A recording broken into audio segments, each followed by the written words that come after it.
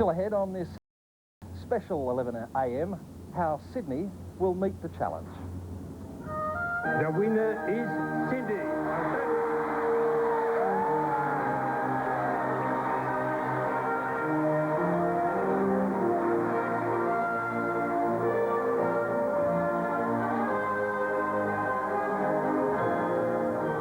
Welcome back. Joining us now, a very happy, proud and colourful acting Lord Mayor of Sydney, Henry Sagg. Henry, where were you this morning and how did you feel when they said Sydney? We were here, and when the announcement was made, and you should see the enthusiasm and happiness and joy that came in here in West Circular Quay. Did you jump quite as high as John Fay? I think I jumped over everybody else, but you know, and so does everybody else. So I think it's really wonderful. It unites the people, you know. And I think one of the reasons is that because we are a young nation, we are free, we are enthusiastic, and look at this beautiful harbour. Look at the colour. Sensational. And the way we prepare the beach. Look at my hat and tie. Well, it's certainly colourful. And look at my socks. Yeah. Huh? All matching. And that is what it is. The whole the image was the whole beat was coordinated so well, and I think we deserve the win, and I think we all deserve to congratulate us. So may I congratulate all Sydney-siders, all Australians for a wonderful job done, and we should really be very proud of ourselves and be very confident, and we were going to have not only a lovely time in the future, but I think we are going to have a great future. A great 7 years getting there to the Games. Well, you know... What does it mean for the city of Sydney, Henry? I think it's important that, you know, ensure our place on the map. And people say, where is Sydney? Where is Australia? They all say down under. From now on, we're not down under, we're on top of the world. We're on top of the map. So everybody will know about us and to know how we can do things. And what a beautiful city we are. And can the city cope with the influx of tourists? Can the roads cope? I mean, are we prepared for it? We are really prepared. We now have a lot of hotels. They are half empty, but it's not going to be enough. So there will be construction work going on. You know, we are, you know, going to do the light rail, the heavy rail, the ferry to, you know, to the sports grounds, and those infrastructure will be in, and we will be able to cope, because no other city in the world can go to an Olympic game within 20 minutes from the center of the city. And what about for businesses in Sydney, in and around Sydney? What sort of, is it a boom for them coming up? No, I think definitely. I mean, firstly, you know, I think what we lack in Australia is the confidence. I think we got all the ingredients, being a very successful nation. We're young, successful, enthusiastic. And that element of confidence coming from the world recognizing that we are the best city in the world. And I think that is enough to keep us going. What do you think it was that got Sydney's bid over the line? What was different about our I think, you know, I think really you think that everybody's sort of throwing a card in the game. And the last card was done by Anita Keating. And she said that we are a multicultural society. And she did invited all the family of the Olympians to come to Sydney, and we will provide accommodation and a breakfast for every family of the Olympian in a home environment which speaks their language. I think that's what it's about, that we are not only hospitable, we are warm, but we also can understand their culture, because we are a very harmonious multicultural society. There's a real feeling of euphoria in Sydney today, but of course the hard work remains to be done. Exactly, and I think Australia can do hard work. We can. You look at our, you know, our pioneers. They could do all those in old days, and we can do it now. Henry Sagg, thanks for your time this morning, and congratulations. And congratulations to you and to all Sydney-siders. Thanks, Henry. Perfect. And we'll check the rest of today's general news after this break.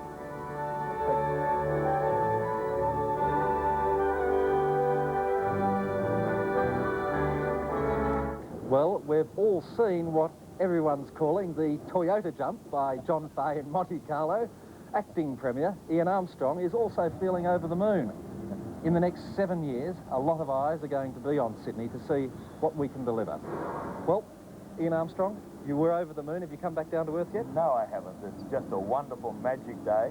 for New South Wales, Sydney and Australia, of course. And I think John Fay's big jump, as you say, says it all. I want to know who threw him out of the chair. Maybe somebody gave him a little prod, I think. You never know, you never know. Have you spoken to John Fay? I have, and he's ecstatic. He's somewhat humble in recognising that the other delegates saw fit to vote Australia #1 and to indicate that Sydney will be the best city in 7 years' time in economic terms, sporting terms, social terms, and in safety and environmental terms to run those very historic Olympic Games for the turn of the century. Did he give you some idea of what the feeling was as to why Sydney had got up? I think John and I talked about this before he went. We've talked about it on the phone since he's been over there. Everybody said that Sydney was friendly, the bid was technically very correct, and that the city of Sydney represented such an exciting new city, and all the events being held within 14 kilometres of the central arena had enormous attractions about it. And there was really nothing, there was no downers on the bid. And that the international people said, well, you know, Sydney is good, and how can we walk away from it? And is the city ready for it? I mean, there's a lot of traffic problems around Sydney. How are we going to cope with hundreds of thousands of tourists? Oh, look, I'm sure we're ready for it. You've only got to have a look at the developments that occurred in the last 5 years in the city in terms of new expressways and new arterial roads coming and going from the city. We've got 7 years, and the plans are on the drawing board now. As Minister for Public Works, my Director General contacted me this morning, and he's buying hammers and nails, so to speak, at the moment, and we're up and going. So things are underway already? Things are underway already. I'm just going across to Public Works this afternoon to discuss some very early plans, and we really are rolling. And what sort of things will you be discussing, for instance, this afternoon? Well, firstly, the swimming centre is just about complete. The warm-up track for the athletics is just about complete, and the grandstands. And now we get on to building the main arena, to doing all those pavilions where such things as the gymnastics, wrestling, boxing and so forth are held. Then the accommodation units, and then of course the infrastructure to service those areas that I talk about. And Public Works is the construction authority, and they've been planning for some time. Now I gather you've had some phone calls from people out in the bush saying, what can I do to help? How can we get on the bandwagon? Look, the excitement is everywhere. It's just not Sydney this morning. Trangie, for instance, is having a party in the main street, I happen to know. And we've had calls in from Ballina on the coast. We've had calls in from Milparinka, believe it or not. Milparinka's about as far as you can go without falling into South Australia. And what are they saying to you? They're saying great stuff. They want to share the excitement, and many of them are saying, look, can we have some of the bric-a-brac that goes with it? Can we get some of the flags? Can we get some of the pendants? We'd like to have them in our town. And so there's a real euphoria out there of wanting to be in it and recognising this is just not Sydney. This is the entire New South Wales and Australia are going to get benefits out of it. You think that the benefits will flow through to the bush? I'm sure that they will. Obviously, we're going to have many, many tourists here over the next 7 years, then during the period of the Games, and in possibly up to 15 years afterwards. And those people will want to see Australia while they're here. So we expect to see them on the coast, we expect to see them in the outback, and they'll be staying in motels, and they'll be eating pies, and they'll be in pubs drinking beer. Try the Australian beer. Good for business. Yeah, great for business, and great for the social and cultural aspects too. There'll be all sorts of people from right around the world here, and that's what it's all about. There's been some criticism of the costings of the bid. Are you satisfied that the costings, the amount it's going to cost, is a conservative estimate? I'm quite satisfied that we'll come within budget, and I'm quite satisfied that we will pay for the Games over a period of time, as is the management of them designed to be. In that, as I say, there'll be some benefit for well up to 15 years afterwards in terms of recycled visits. And what do you mean by recycled visits? Well, I mean to say in the case of Brisbane since Expo in '88, they claim to have had up to a 60% revisitation by people who attended that exhibition. And we expect to see that here. Plus, of course, the enormous penetration by the world media over the years. And then in 7 years' time, I think travel will be even more available than it is at the moment. There's lots of new planes coming on, fares are continually falling, and more and more people are travelling. So I think this is going to push us really into the big time in tourism. How many tourists do you expect Sydney to get? It's pretty hard to make a guesstimate, but the guesstimates range from $1.5 million up. So a business boom, I mean, that'd be fantastic. It will be a business boom, but of course we've got to be smart enough to get hold of it too. Yeah. And I just hope that everybody out there this morning that's got a hamburger stand, or it's got a hotel or a motel, or selling some drive-yourself cars, is gearing up, because that's what it's all about. And what about jobs? There will be a lot of jobs, and again I hark back to Expo. All those young people have got training in the hospitality industry and in the people industry. That's going to happen during the Olympics and in the lead-up. There will be probably tens of thousands of new jobs created, and people will get new skills. And again, I think Australians are pretty good at this. They like people, they're warm, and I'm quite sure that we'll see many of the young people hop right into it, and they will become then involved in hospitality. Ian Armstrong, congratulations. There's one question I do have to ask you before you go. What about an early election? I mean, John Fay's through the roof already. I mean, you're pretty happy. We've just had the most massive win this morning. I think we'll wait for our next win to be in 1995. So, not round the corner? I don't think so. Okay, Ian Armstrong, thanks for your time this morning. Bye. Now, here at Channel 7, we've received literally hundreds of calls asking to see the full version of Mrs. Anita Keating's speech at the final presentation to the IOC last night. It certainly seemed to move the assembled delegates.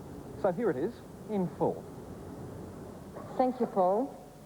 I once thought about Australia the way a lot of Europeans do. I thought about images of beaches, koalas, kangaroos and sunburned faces. But when I moved to Sydney from the Netherlands 20 years ago, I saw how narrow my view of Australia really was.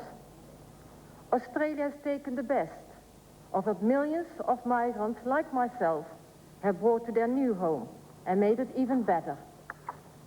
In Sydney, attitudes, languages, religion and food mix easily with Australian friendliness and fairness.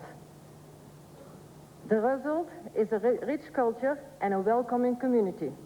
I'm part of the 25% of all Australians who were born overseas. And mine is now one of 140 cultures found in Sydney alone. We speak more than 80 languages in our city.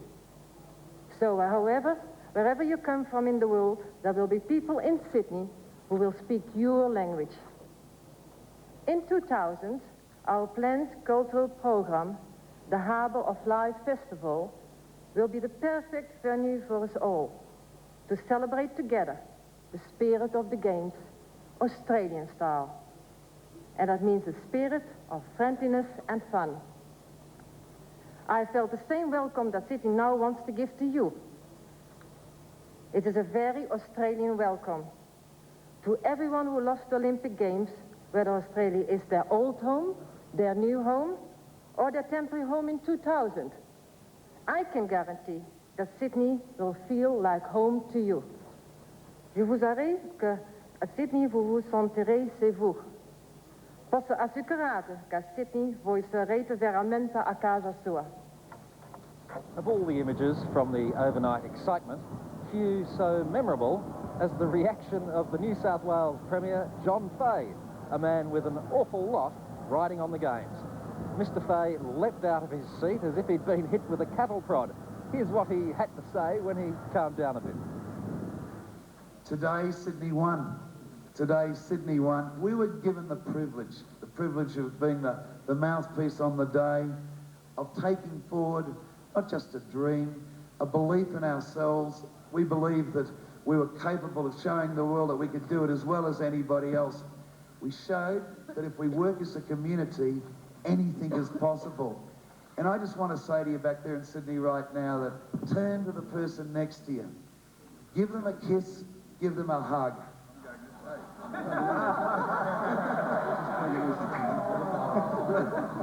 give them a shake of the hand, whichever one you believe is right. But tell yourself that together we can do it. We've done it so far, and we've now got to present those games in a way that will make it better than any other games the world has seen. And I think we can take this particular moment forward in a way that Australia hasn't done ever before to make us an even better nation and a better community than we've been to date. Thank you, Sydney, and I'd like to pass on to the Prime Minister for his comments. John Fay, the New South Wales Premier. Another very happy man was Rod McGeoch, Chief Executive of the Sydney Bid. He'll return as a hero of the state at least. This was his comment. I think we campaigned well, but I think in the end the popularity of Australia really got us there. The popularity, it was a very popular vote, wasn't it, here? I mean, yeah, I mean, it's a popular place. I mean, it's a wonderful place, Australia, and, you know, the sort of support we had. I mean, where else can you raise $15 million in the middle of a recession like that? I mean, the Australians deserve to have the games. Right, I think as well, we understand there's a bigger crowd in Sydney now, Darling Harbour, than either in Beijing or in Manchester. Well, that's good. I'm pleased to hear that. I hope they have a great time. Before dawn and throughout the day, some of our top Olympic sportsmen and women have been applauding Sydney's Olympic win. Johanna Griggs caught up with two of them.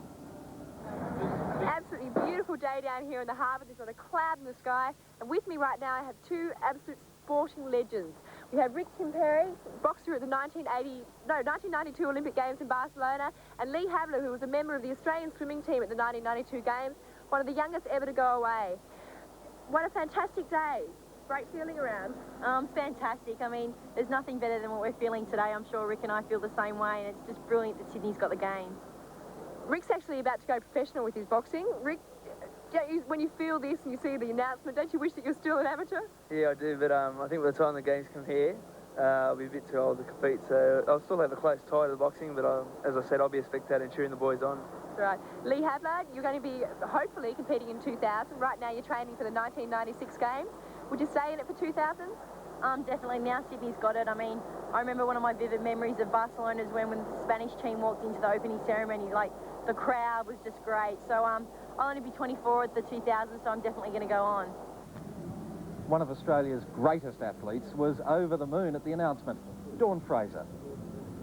Psychologically, what do you think it's going to mean to the athletes to be able to compete in their own home? In 1956, when I was in my first Olympic Games, and I went down to Melbourne, I saw the people on the deck, and you walk out, and you know, all the security in the world, but to be able to walk out on the deck of the pool and someone tap you on the shoulder and say, good luck, Dawnie, and you knew it was someone in your own country. You know, as I said, those kids are 10 and 12 and 14 years old. They should be out. They have now an objective in their minds to start training for the Olympic Games. You're going to compete on your home soil, and I'll tell you what, it's the greatest feeling in the world. One of Sydney's most popular and irreverent radio personalities is 2MM's Doug Mulray. Here's how the Reverend Dr. Doug received the news. We certainly have been on the gristle this morning, and I'm sure that it's not only Sydney-siders but Australians who share this profound enthusiasm for the decision made. Come on, Uncle Doug, tell us seriously, did you really expect that we were going to win these games? I really expected we were going to lose it. That's why I'm so excited, I suspect. I'm one of the worst punters in the world. I used to listen to Wilco years ago on Three-Way Turf Talk and take all his tips. I never made a dollar. I gave up betting. I seriously thought I'd be disappointed again today. This is a whole new beginning. We've got the Olympics in the year 2000, and I think that probably the Dragons are going to get up and win on the weekend as well. We lost confidence in the government, we lost confidence in the currency, we lost confidence in ourselves.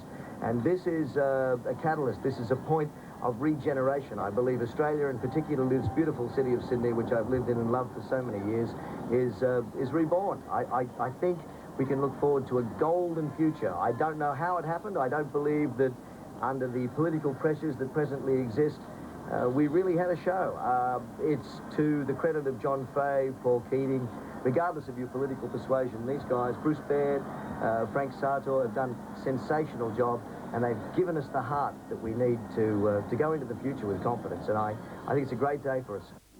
Good on you, Dougie. One of the strong points of our winning presentation was a promotional video designed to show Sydney in its best light. So let's have another look at that.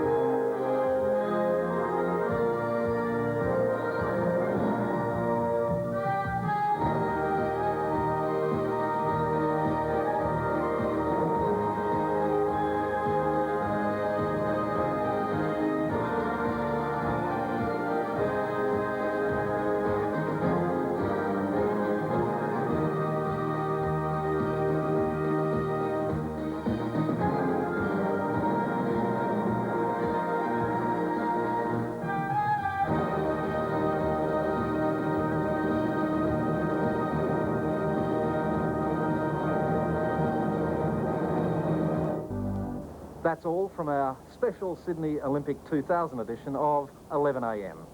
We'll be back on Monday at the regular time, of course, with some great stories, including a visit to Hobart's Rest Point Casino, 20 years down the track. Seems hard to believe it's been that long. Canberra's Floriade Spring Festival, and from the US, the Biospherians, the so-called Earth astronauts, emerge from their sealed colony. We'll leave you with some of the images of this momentous day in Australian sporting history. I'm Neil Mercer. Goodbye.